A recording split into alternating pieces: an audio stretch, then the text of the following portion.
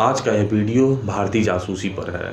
अब आपको लगता होगा कि शायद यह जासूस बड़ा अच्छा कार्य किया होगा, कई देशों से जासूसी किया होगा ताकि हमारे देश का भला हो। लेकिन यह जासूसी का वीडियो, भारतीय जासूस एक ऐसा जासूस है जो हमारे देश का नाम शर्मसार कर दिया। जब इसका नाम प्रकरण में आया, जब इस कांड का खुलासा हुआ तो पूरा देश थर्रा सा गया। शायद इसकी वजह से हमारा पूरा देश खतरे में पड़ सकता था। लेकिन खुलासा हुआ 1985 में, और जब खुलासा हुआ तो जानते हैं पैरों तली जमीन खिसक जाती है। यह जासूस बड़ा आम सा व्यक्ति था, बहुत आम सा व्यक्ति था। और भाई साहब पहुंचते पहुंचते पहुंचते ऐसी जगह पहुंचता है ना कि पूरा देश, उस समय के तत्कालीन प्रधानमंत्री भी थर्रा जाते हैं। और जब गिरफ्तारियां होती 1985 में, यह जासूस पकड़ा जाता है तो पूरा देश तो थर्रा ही जाता है, आम नागरिक भी थर्रा जाता है कि यार ये कैसे हो गया, इतना छोटा सा व्यक्ति यहाँ तक कैसे पहुँचता है।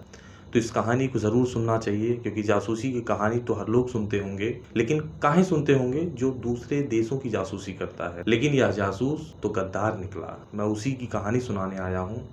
1985 में गिरफ्तारियां होती हैं इसकी, और गिरफ्तारियां एक की नहीं होती है, गिरफ्तारियों की बाढ़ सी आ जाती है। 2100 पन्नों की चार्जशीट दाखिल की जाती है अदालत में जब गिरफ्तारी होती है। उसके बाद 188 गवाहों के साथ मैं उसी की कहानी, उसी की जासूसी बताने आया हूँ कि क्या गजब का गद्दार था कि पूरा देश थर्रा जाता है। इस जासूस का नाम सुन लीजिए, क्योंकि इसे याद रखना होगा आपको। चित्तर वेंकट कुमार नारायण नाम था। यह स्थायी रूप से केरल का निवासी था। मैं इसी की कहानी सुनाने जा रहा हूँ। सही उदाहरण इस पर फिट बैठता है घर का वेदी लंका ढावे, इस पर बहुत फिट बैठता है। चलिए अब प्रसंग पर आते हैं।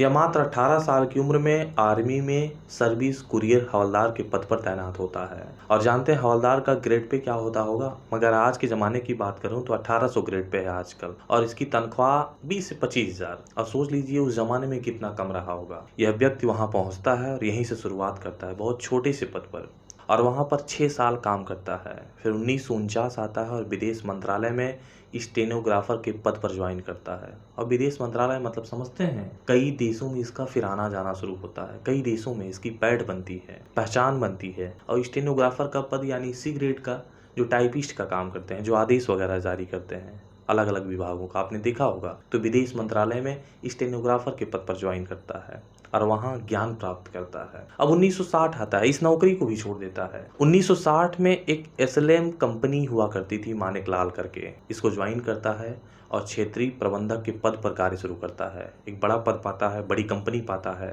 जिसके मैनेजिंग डायरेक्टर योगेश मानिकलाल हुआ करते थे। और जानते हैं इसका दफ्तर कहाँ था? दिल्ली में, हैली रोड पर, क्योंकि यहीं से कांड करता है। 1960 से शुरुआत होती है, 1980 तक यह कांड करता है। भारत की जासूसी करता है, भारत के साथ गद्दारी करता है। और किस तरीके से गद्दारी करता है मैं वो आपको बताने जा रहा हूँ। स्टार्टिंग में सही बात बताऊं तो एसएलएम मानिकलाल कंपनी मात्र कपड़ों का काम करती थी, लेकिन जब से ये ज्वाइन किया भाई साहब 1960 से, तब से विस्तार करता गया, क्योंकि इसके पास दिमागों का भंडार था। वो भी गलत तरीके से, अलग अलग तरीकों में काम करता था ये मानिकलाल कंपनी। पहले तो कपड़े का धंधा करता था, लेकिन धीरे धीरे इसका विस्तार करता गया, और इस तरीके से विस्तार करता गया कि कई देशों तक इसका व्यापार बढ़ता गया। क्योंकि योगेश मानिकलाल का भी इसमें हाथ है कहीं ना कहीं, क्योंकि ये भाई साहब इस कंपनी के डायरेक्टर हैं। क्योंकि इनका नाम याद रखना बड़ा जरूरी है, इसके ये भी मुख्य सरगना है। चलिए प्रसंग पर फिर आते हैं। कैमूर नारायण जो क्षेत्रीय प्रबंधक हुआ करता था, ये भाई साहब कई देशों तक अपना व्यापार फैलाते हैं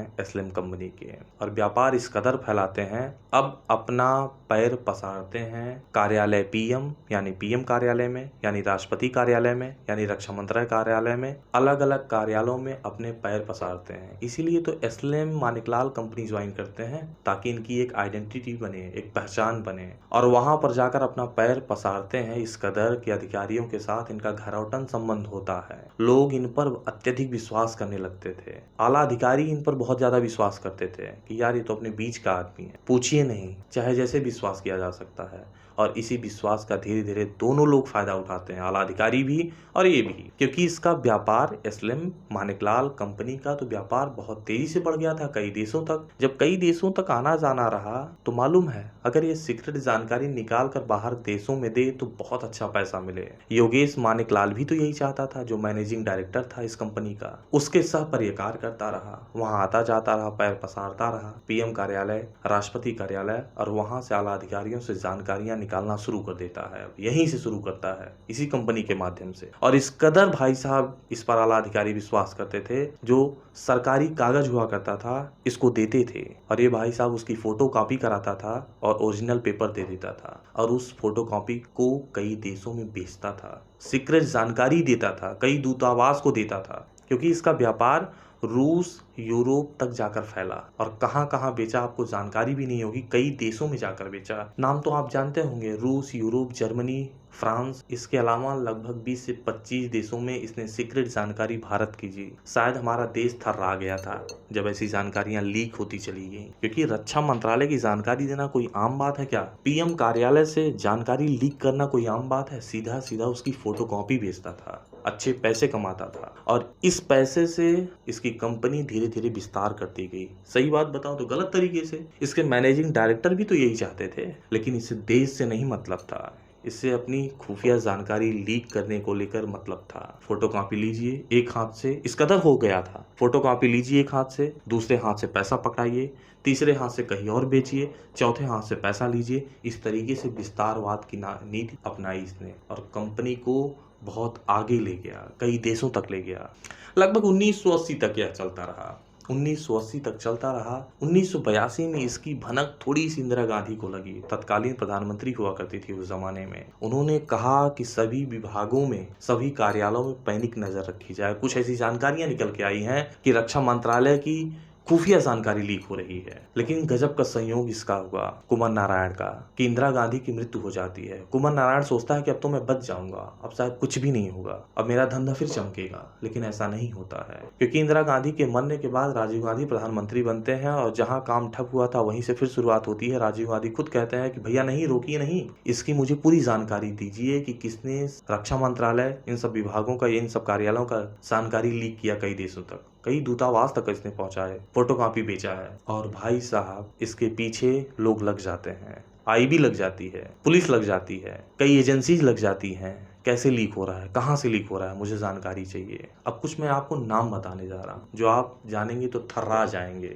1985 में राजीव गांधी के सचिव थे पीसी अलेक्जेंडर और उन्हीं के एक निजी सचिव थे पूकट गोपालन। और एक दिन क्या अक्सर इनका आना जाना था उसके दफ्तर में, एसलेम मानिकलाल कंपनी में पूकट गोपालन का आना जाना था। क्योंकि जानते हैं पूकट गोपालन कौन था, मैंने आपको बताया, पीएम के जो सचिव थे, प्रमुख सचिव पीसी अलेक्जेंडर, उसके निजी सचिव थे ये भाई साहब। और ये अक्सर हेली रोड स्थित एसलेम कंपनी में आते जाते थे। और एक दिन पहुंचे ही थे और इनके बैग में लगभग 3-4 फाइल पीएम कार्यालय की थी, फोटोकॉपी थी।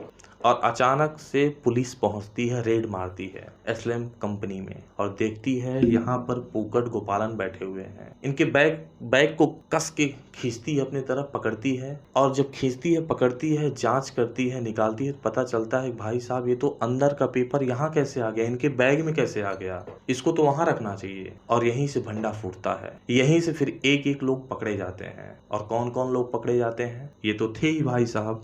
इसके बाद राष्ट्रपति के प्रेस सचिव सहायक एस शंकरन, पीसी अलेक्जेंडर के निजी सचिव टीएन खेर, रक्षा मंत्रालय के जगदीश चंद्र अरोड़ा, पीएम सचिवालय के 2 सहायक और वित्त मंत्रालय के 1 वरिष्ठ सहायक को गिरफ्तार किया जाता है। इतने लोग गिरफ्तार किए जाते हैं, मैंने बताया ना, बहुत आला अधिकारी हैं, निजी सचिव हुआ करते थे ये लोग। ऐसे ऐसी जानकारी देते थे कुमार नारायण को जानकारी देते थे और कुमार नारायण विदेशों में जाकर बेचता था, हमारी खुफिया जानकारी लीक करता था, ताकि देश संकट में आ जाए, इसको मजा आ जाए, इसको वो चीज मिल जाए जिसकी तलाश थी, पैसे की तलाश थी, सीधी सी बात थी, ताकि इसकी कंपनी की विस्तार हो सके। राजीव गांधी ने जब इसकी जानकारी सार्वजनिक की तो पूरा देश थर्रा गया। अरे ये कैसे यार, इतना छोटा सा व्यक्ति यहाँ तक कैसे पहुंचता है, सारी जानकारी लीक कर देता है। उसके प्रमुख सचिव यानी कि पीएम के प्रमुख सचिव यानी कि राजीव गांधी के जो प्रमुख सचिव थे पीसी अलेक्जेंडर, उनसे इस्तीफा मांगा जाता है कि आप भी इसमें मिले भगत हैं। सही बात बताऊं, आपका इस्तीफा चाहिए मुझे। लेकिन जांच होती है, उनका कोई भी